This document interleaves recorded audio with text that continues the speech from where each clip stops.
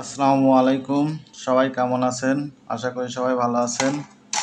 আমরা আজকে একটি বৃহৎ স্টেকিং শিটের স্কেচ নিয়ে আসছি, যেখানে আমরা দেখব যে একটি 3 পিস লাইন হতে একটি সিঙ্গেল পেজ ট্যাপ বোর্ড হয়ে 25 কেবি ট্রান্সফরমার স্থাপিত আছে, যার আন্ডারে 3 স্প্যান এইচটি লাইন এবং এদিকে 3 স্প্যান 3 ডুপ্লেক্স, একটা 3 ডুপ্লেক্স 4 স্প্যান, এদিকে 1 স্প্যান এলটি বেয়ার লাইন এবং আরও 2 স্প্যান এলটি 3 ডুপ্লেক্স লাইন।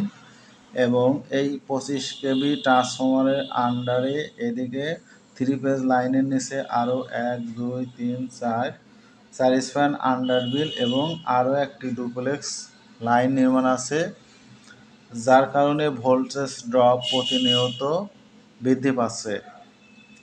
এবং আরও একটি 3 ডুপ্লেক্স লাইন নির্মাণ করে একটি আবাসিক বিদ্যুৎ সংযোগ করার প্রয়োজন। সেই ক্ষেত্রে এই সমগ্র লাইনটাকে লোড বিভাজনের একটা বৃহৎ সুযোগ এসেছে। সেটাকে আমরা একটি 25 কেবি ট্রান্সফরমারকে রিমুভ করে এখানে 37.5 কেবি ট্রান্সফরমার দিয়ে এইখানে এই 1 স্প্যান আন্ডারবিল রিমুভ করার মাধ্যমে এই সেকশনটাকে আলাদা করে দিতে পারি, কারণ সমগ্র লাইনে টোটাল সার্কিট আছে 78টি। কোনোটা হয়তো 0.6 কিলোওয়াট, কোনোটা 1 কিলোওয়াট। বর্তমানে 1 কিলোওয়াটের লোডই বেশি সংযোগ করা হচ্ছে, সেটা গ্রামগঞ্জে হলেও।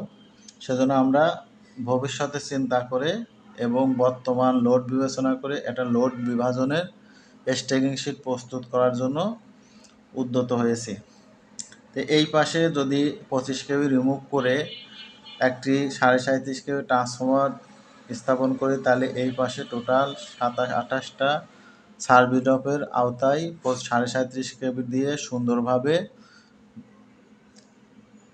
চলতে পারবে। এবং এই পাশে আন্ডারবিলটা রিমুভ করে এই টোটাল সার্কিট অর্থাৎ এখানে আছে 4, 1 7 11, আর এখানে আছে 5 16, 16 আর এখানে আছে 12, 16 আর 12 28, 28 আর 2 30। তাহলে 37.5 কেবি ট্রান্সফরমার দিয়ে আমরা আরেকটা 37.5 কেবি ট্রান্সফরমার দিয়ে আমরা লোড বিভাজন করতে পারি, তাহলে সমস্যার সমাধান হবে। তো ধন্যবাদ সবাইকে। আসসালামু আলাইকুম।